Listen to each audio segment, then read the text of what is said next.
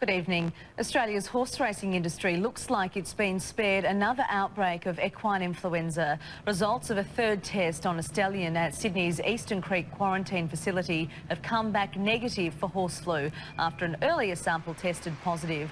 Government officials have sent the negative sample to another lab for confirmation before giving the horse the final all clear. Last year's horse flu outbreak cost the industry more than $1 billion. A 4-year-old boy has been killed in a freak accident in far north Queensland. The boy was crushed by a falling palm tree while walking with his father along the main street in Port Douglas. The man was taken to hospital with head injuries.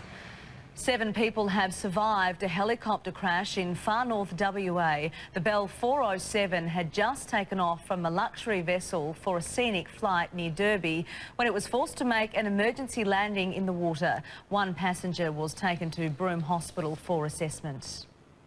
AFL Grand Final fever is sweeping Melbourne with tens of thousands of fans packing today's public training sessions for Hawthorn and Geelong. 7's Jim Wilson has the details. Beck, even when it's empty, this is quite a coliseum. There'll be 95 to 100,000 fans here at the MCG on Saturday afternoon. We had a cracking grand final between these two teams back in 1989. If we get a slice of that, we're in for something really special on Saturday. Both teams had their final training runs today. Trent Crowe didn't get through the session for Hawthorn, but he will play, as will Luke Hodge, who showed so much courage under fire to earn the Hawks a shot at their first grand final appearance since 1991. Let's hear from both camps. First, Geelong tagger Cameron Ling about the Cats' prospects heading in to Saturday's premiership decider. Enjoy a bit of the atmosphere and soaking in a little bit, but at the same time our mind's still well and truly on Saturday afternoon and getting the job done there. The Hawks have every reason to be confident. Let's hear from their president and former Victorian Premier Jeff Kennett. If we can get it out of the centre, our forward line has got to be better than Geelong's.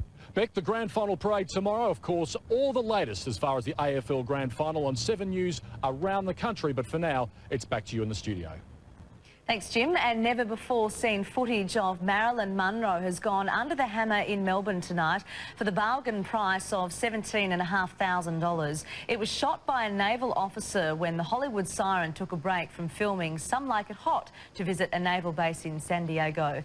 The film was recently passed on to the officer's daughter in Australia. Tomorrow's weather: showers in Brisbane, sunny in Sydney, fine in Canberra, Melbourne and Adelaide, rain developing in Hobart and 18 degrees. The chance of a storm in Perth and 18 as well, 34 degrees for Broome. And that's 7 News to now. I'm Rebecca Maddern. Good night.